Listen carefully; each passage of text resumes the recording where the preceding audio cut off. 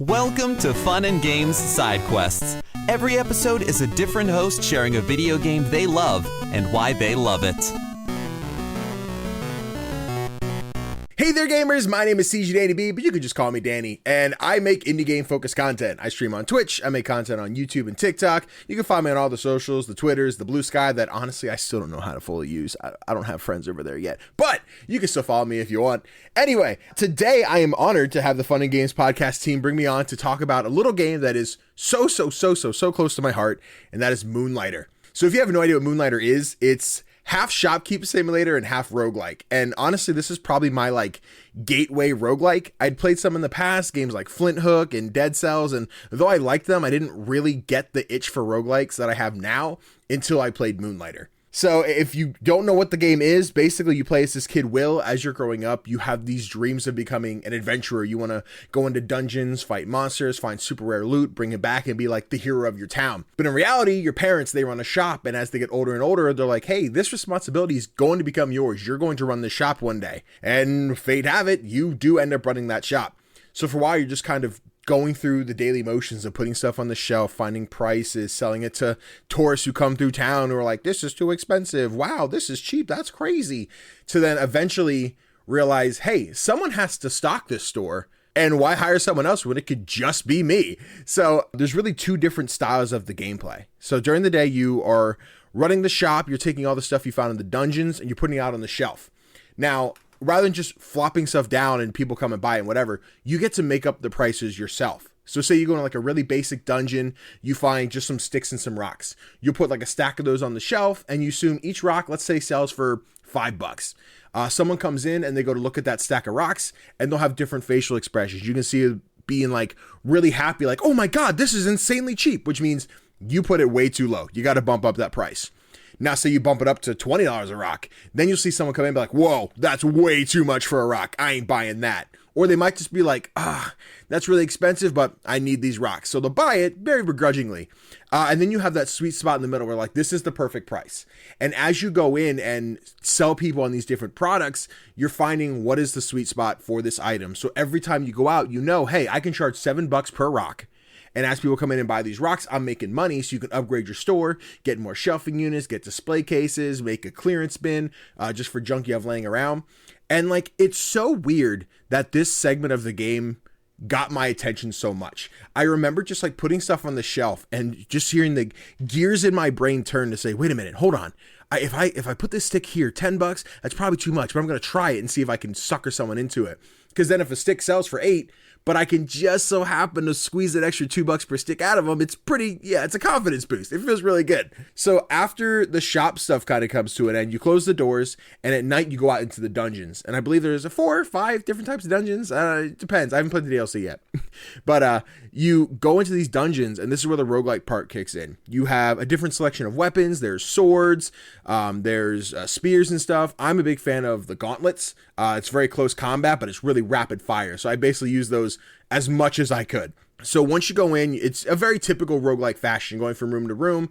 Imagine something in the vein of Binding of Isaac. You beat everything in the room, you move to the next door, you get the little mini map that shows where you've been, where you haven't gone, where the special chests are.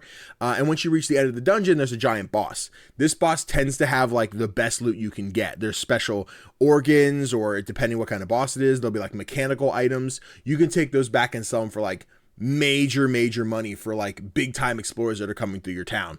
And the roguelike part just hits so well. The mixed with the art style that Digital Sun put into it, it's oh god, I'm sitting here looking around for my copy of Moonlighter because I want to play it so bad now. I shouldn't have picked this game to talk about. I'm not going to get anything done today.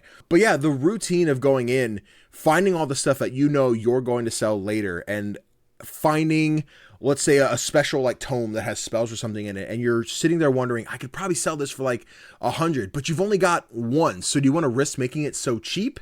So my typical pattern would go in and overprice this thing as much as I could. And I even remember one time I brought an item back that I'm this thing's got to be worth a couple hundred, so I'm going to try and sell it for $5,000. And I remember a shopper coming in, picking up this item and being oh my god, it's so cheap. I'm wait, what? It's so cheap? Hold on. I marked the thing for $5,000. What do you mean? I'm shoot, I only had one of those. I could have made major bank. I could have retired on that one item and I screwed it up. But that's the fun in the whole thing of just kind of going through and guessing, checking the prices of different items, which is so weird because like the roguelike part should be the most entertaining. But for me, it was always the shopkeeping section. It's just so freaking dope. I love it. Narratively, one of the things I think I enjoyed the most about Moonlighter was kind of the seeing Will grow up to see the reality of I have to kind of do what I have to do, whether it's the fun thing, it's the right thing. And luckily for Will, he can kind of do both. But I think for a lot of us, we have these dreams as kids and, you know, we want to be an astronaut, a firefighter. And depending on how things go our way in life, we don't necessarily have the opportunities to go for some of these big extravagant dreams, but you still want to aim to get there someday, right? And I think Will is the prime case of I have to do this thing. I have to run my parents' shop, but I can make the best out of it by, you know, getting to my dream job, the explorer part of it, by doing that for the job that I have to do, right? So there's a good way, a good moral to look at Will of the, hey, even if it's not exactly where I want to be, it's a stepping stone to get there. And you continue to see Will grow as he expands the shop. You see more shopkeepers coming to town. Summer competition for you. We have to be like, hey, this guy's selling the same thing I am, but I got to get a better price. But because he's here, demand's gone down because too many people are selling rocks. Too many people are selling sticks. Too many people are selling giant slime hearts or something like that. So you kind of have to mess with the prices there or go out and get brand new items that nobody has. So now you have the demand on this item. So you're making the money off that. And maybe you can take a loss on some of those more common items. So I remember when I first picked up Moonlighter, I played it on the Nintendo Switch. I bought it on sale. I thought it looked cute. And I was sitting at my desk playing it so I could capture some footage, so I could do a full review on it, which I ended up posting on my YouTube channel if you want to find that old gem that is probably far too low quality for my current content. But I remember playing at my desk, getting all this footage, and I'm like, man, I'm tired. I want to go to bed, but I'm not sleepy, if that makes sense. I want to go lay in bed. So I bring my Switch with me, and I just remember laying on my stomach, pillow tucked under my chest, Switch in front of me, and just kind of kicking my feet back and forth as I continue to grind through these dungeons all night long. Now, as I sit here and remember this one night in particular where I'm playing Moonlighter on the Switch, I'm watching that battery blink. We're at 10%. So I can either A, save the game, turn it off, charge it overnight, get up and play in the morning, or I could be a real trooper, plug in my Switch, probably destroy the battery in the long run, but I'm dedicated to filling the shop and making some money. So I'm going to continue to play while I'm charging the Switch and go for another 3 or 4 hours because I'm insane and who needs sleep when you're gaming? So I just remember this night of getting so addicted to the game and beating 2 or 3 levels of this dungeon and wanting to not stop. But, you know, eventually your body has to crash. You have to stop. But if I could have kept going, I totally would have. Moonlighter's such a blast. Now, once I'd finally beaten Moonlighter on the Switch, I remember going online and being like, hey, is there a collector's edition for this game?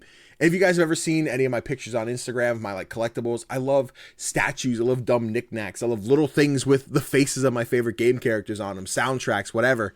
And I remember finding the collector's edition for Moonlighter, which at the time I was like, maybe a little saltier than I want to pay for it, but I kept it bookmarked. And every time I check, I'm like, it's a little bit lower, but maybe just a little bit less. And I found that special edition on super mega sale. I grabbed it, and now I have Moonlighter on my Switch, which I've beaten, and on my PlayStation, which I haven't even started yet. But now I have a little stress ball of like the default slime enemy, and that's pretty great. That's pretty fantastic. And I'd say there was a point in my life where I wouldn't buy a game a second time just because it was on another platform. But indie games do that to me, where I've bought Hades on almost every platform that I can.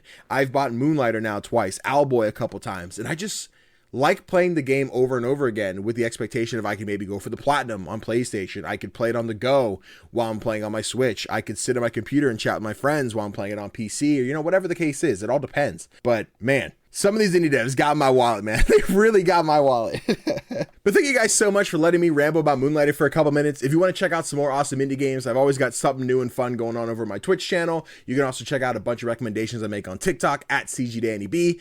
And hey, Go play Moonlighter. It's really fun. And if you don't like it, something's wrong with you. That's probably a toxic way to look at it. Hey, we're not going to like games, but you might like Moonlighter. So go play it. Thanks again for listening, and happy gaming. Have you ever been reading through a stack of comics and thought, maybe I should see what this Arkham Asylum game is all about? Or been playing Marvel vs. Capcom and felt like you were at a real disadvantage since you didn't know who half the characters were? Well, Play Comics is the show for you. I'm Chris, and each episode we take a look at video games based on comic properties and how well they stick to that source material. So whether you know the comics and want to know how all these games work, or you know the games and want to find out where all this craziness came from, go check out Play Comics at playcomics.com or wherever you find your favorite podcasts. CPOV. CertainPOV.com.